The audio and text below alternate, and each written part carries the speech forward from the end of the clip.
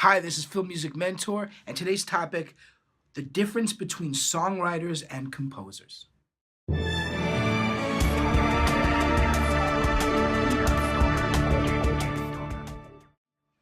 right, so what's the difference between a songwriter and composer? Films have lots of songs, they have lots of music, um, but generally songs aren't written for films. They are in certain cases, so there's never situation with this.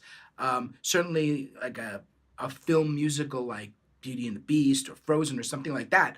Obviously, songs are written for that, and occasionally songs are written for credits like Despicable Me, things like that. The majority of songs that are used in films are licensed. They want the song for some reason. Maybe it's for montage, maybe it's for a credit sequence, maybe it's to be used as a joke, but most of the songs come after the fact, where the score for a film will be written specifically for the film after it's gone through a series of edits and is pretty much locked. So, a songwriter's objective is to take an idea, a catchy musical phrase, and a catchy lyrical idea, or maybe in the case of hip hop, some kind of lyrical phrase with a very infectious rhythm, and to let that idea go for 3 or 4 minutes. That's pretty much the world. A song is pretty much about one thing.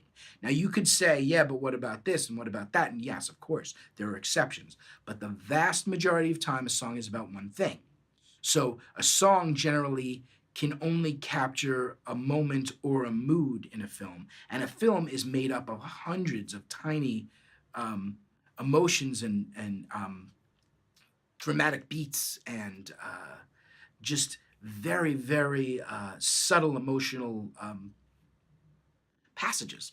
So a composer has to be able to change their music on a dime. They have to be able to go from uh, something very big to something small. They need to be able to change. So when the song is this kind of one idea, great idea, and it goes for 3 or 4 minutes or whatever, the composer needs to come up with hopefully a great idea too.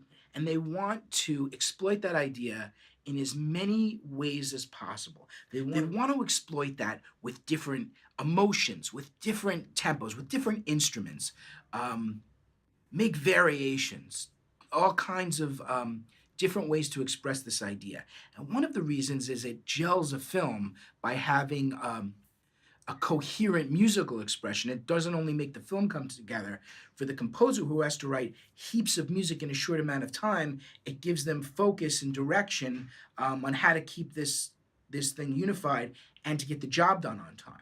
So the composer takes their good idea and stretches it, um, exploits all kinds of emotion, all kinds of feeling. And emotions aren't that simple. Emotions can be dark, they can be happy, they can be bittersweet.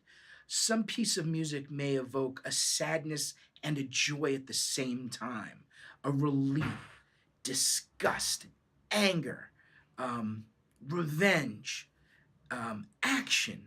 All of these things need to be expressed, and many more, in a film throughout the 90 to 120 minutes that this film is going on. So when you look at songs, you have to have a lot of songs to cover that. And generally, that's not an approach that works. The vast majority of music that's in a film is instrumental music generated by a composer, sometimes licensed. So basically, the difference between the songwriter and the composer is that the songwriter wants to create this tiny world of one idea, one feeling, one thought, and express it for 3 to 5 minutes. The composer wants to come up with this great idea, the theme for your film, your TV show, and exploit it emotionally, musically, in every way imaginable that provides value to the film. And it's a different skill set. Generally, composers are classically trained. They need to be trained because you don't just you don't just show up into the world knowing how to compose music.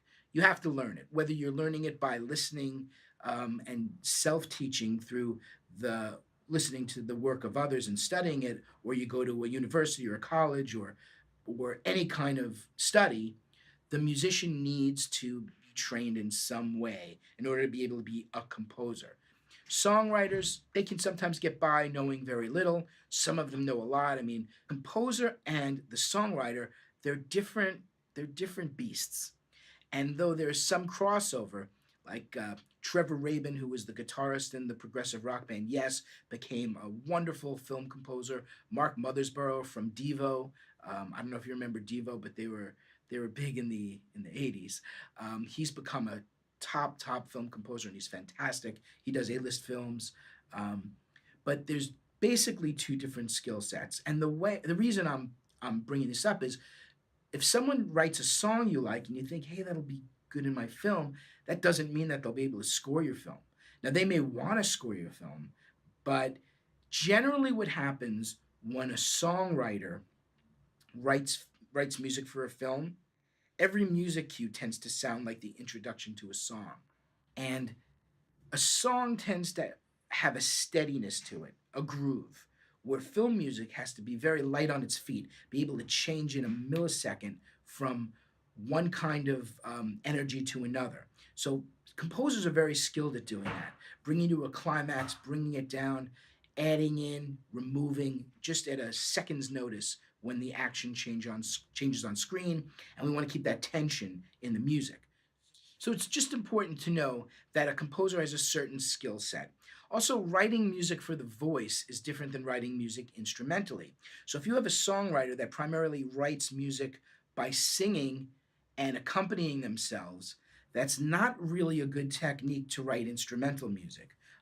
Not that you need to get into all of that, but just to be aware that a songwriter may not have the chops or the technique to write a score. They may not have the equipment to produce the music. Now, a songwriter that also produces music might. Um, and again, it all depends, but there is a difference in terms of the goal for a songwriter and the goal for a composer, and they're different. All right, this is Andrew Markus. I'll see you next time on Film Music Mentor.